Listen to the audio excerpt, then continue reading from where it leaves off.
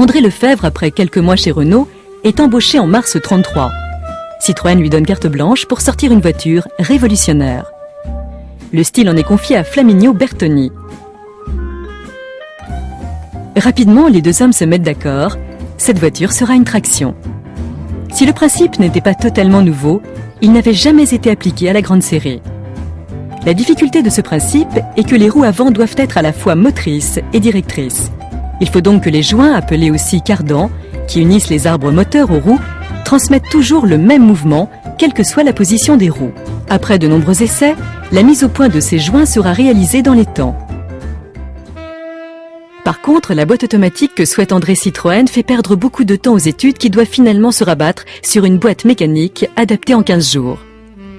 En mars 1934, après un an seulement de développement, la voiture est présentée aux concessionnaires qui mettent la main à la poche pour soutenir le projet.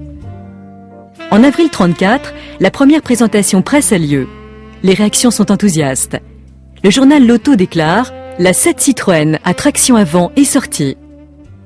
Elle est si neuve, si audacieuse, si riche en solutions originales, si différente de tout ce qui a été fait, qu'elle a produit une impression qui mérite vraiment l'épithète de sensationnelle. Elle triomphe parce qu'elle marque une véritable révolution. La voiture n'est plus poussée par le moteur, elle est tirée, ce qui améliore énormément la tenue de route. Dès 1936, le succès de la traction permet à l'entreprise de retrouver son équilibre financier. Ce modèle de légende proposa de nombreuses versions et finitions. Vendue à 760 000 exemplaires, la traction achèvera sa carrière en 1956, non sans avoir adopté sur ses derniers modèles une suspension hydropneumatique qui allait faire la gloire de la DS.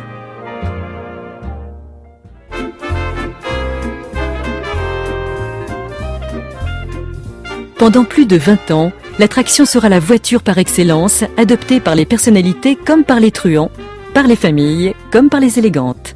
Ce modèle inégalable assurera quasiment à lui seul le succès de la marque. Mais elle alla sans doute au-delà de ce qu'il pouvait espérer, car elle est devenue véritablement un modèle de légende.